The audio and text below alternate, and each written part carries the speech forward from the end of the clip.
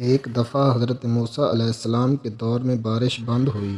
لوگوں نے حضرت موسیٰ علیہ السلام سے گزارش کی کہ اللہ تعالیٰ کے حضور دعا کیجیے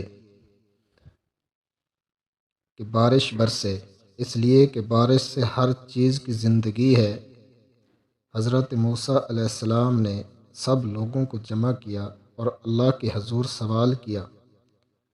اللہ تعالیٰ نے فرمایا، موسیٰ، اس وقت تک بارش نہیں ہوگی جب تک آپ اپنی اس مجلس سے اس آدمی کو نہیں نکالیں گے جو 40 سال سے ایک گناہ میں مصروف و مشغول ہے۔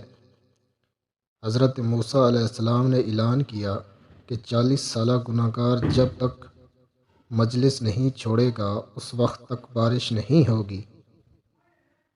وہ بندہ سوچنے لگا کہ اگر اب اٹھتا ہوں تو لوگوں کی انگلیاں میری طرف اٹھیں گی کہ یہ 40 سالہ گناہ گار ہے، اور اگر نہیں اٹھتا تو بارش نہیں ہوتی۔ عجیب کشمکش میں تھا۔ اللہ تعالیٰ سے دل ہی دل میں صلح کر دیتا ہے اور تو یہ کر دیتا ہے کہ یا اللہ، 40 سال تک آپ نے میرے گناہ پر پردہ ڈالا، آج بھی آپ میرے گناہ پر پردہ ڈال دیں۔ تھوڑی دیر گزر گئی، مجلس سے کوئی آدمی نہیں اٹھا، لیکن بارش شروع ہو گئی۔ حضرت موسیٰ علیہ السلام نے اللہ تعالیٰ سے عرض کی، یا اللہ، یہ کیا ماجرا ہے؟ اللہ تعالیٰ نے فرمایا کہ آپ کے اعلان کرنے کے بعد اس گناہ گار نے گریبان میں منہ ڈالا، رونے لگا، یا اللہ، تو 40 برس میرا پردہ رکھا، اب بھی چھپا لے۔